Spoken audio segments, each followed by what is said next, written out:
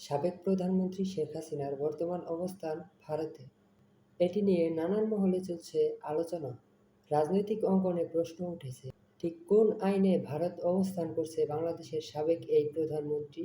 এরই মধ্যে দেশের সংসদ ও মন্ত্রিসভা ভেঙে দেওয়ার পর গত ২২ আগস্ট স্বরাষ্ট্র মন্ত্রণালয়ের এক প্রজ্ঞাপনে বাতিল হয়েছে শেখ হাসিনার কূটনৈতিক পাসপোর্ট। এখন তার অবস্থান কি বৈধ নাকি কোনো কূটনৈতিক কারণে তাকে আশ্রয় দিয়েছে মোদি সরকার? ছাত্র আন্দোলনের তোপের মুখে পড়ে গত ৫ আগস্ট দেশ থেকে পালিয়ে যান বাংলাদেশের সাবেক প্রধানমন্ত্রী শেখ হাসিনা। এরপর দিল্লির কাছাকাছি একটি সেফ হাউসে অবস্থান করছেন বলে জানা গেছে। তাদের সঠিক অবস্থান ভারত সরকার এখন পর্যন্ত প্রকাশ করেনি। তবে সূত্র মতে তারা একটি সামরিক বাহিনীর অতিথিশালায় রয়েছেন বলে জানা গেছে। কূটনৈতিক পাসপোর্ট বাতিল হওয়ার কারণে এখন তার ভারত অবস্থানটি বৈধ কিনা সেটা নিয়ে প্রশ্ন উঠেছে।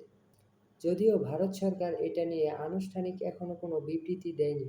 ভারত সরকার বাংলাদেশের সাবেক এই প্রধানমন্ত্রী ভারত কতদিন অবস্থান করবেন এবং কী কারণে তাকে ভারত রাখা হয়েছে সে ব্যাপারে এখন পর্যন্ত মুখ খুলেনি ভারত সরকার। তবে শেখ হাসিনাকে আশ্রয় দেওয়ার কারণে বাংলাদেশের সাথে কূটনৈতিক সম্পর্ক খারাপ হতে পারে বলে মনে করছেন অনেকেই। শেখ হাসিনা বেশি সময় ভারত অবস্থান করলে সেটা ভারতের জন্য ভালো ফলাফল বয়ে নিয়ে আসবে না এবং মোদি সরকারের সাথে বাংলাদেশের কূটনৈতিক সম্পর্কের একটা টানাপোড়েন তৈরি হতে পারে। এদিকে ভারতের সাথে সুসম্পর্কে নেই তার পার্শ্ববর্তী দেশ পাকিস্তান, চীন এবং নেপালের। সাথে সাথে বাংলাদেশের সাথেও তাদের কূটনৈতিক এইরকম সমস্যাও দেখা দিলে রাষ্ট্রীয় চাপে পড়তে পারে ভারত সরকার।